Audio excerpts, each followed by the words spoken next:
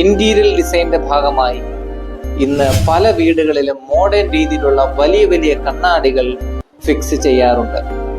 തെക്ക് ദിശയിൽ വലിയ കണ്ണാടി ഫിക്സ് ചെയ്ത് വലിയ കടക്കാരനായി പോയ ഒരു വ്യക്തിയെ പരിചയപ്പെടാൻ ഇടയായതിന്റെ പേരിലാണ് ഈ വീഡിയോ നിങ്ങളിലേക്ക് ഞാൻ എത്തിക്കുന്നത്.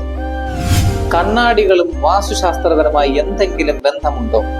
തീർച്ചയായിട്ടും കണ്ണാടികൾ വാസ്തുശാസ്ത്രത്തിൽ പറയുന്നത് പോലെ ജലതത്വമായി കണക്കാക്കപ്പെടുന്നു.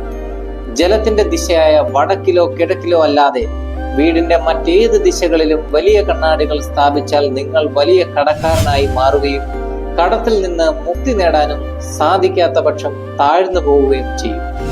ഈ വീഡിയോ കാണുന്ന ആരെങ്കിലും പടിഞ്ഞാറ് വശത്തോ തെക്ക് വശത്തോ നിങ്ങളുടെ വലിയ കണ്ണാടികൾ ഫിക്സ് ചെയ്തിട്ടുണ്ട് എങ്കിൽ തീർച്ചയായിട്ടും അത് മാറ്റി വടക്കിലോ കിഴക്കിലോ ആക്കി മാറ്റേണ്ടത് അനിവാര്യമാണ്.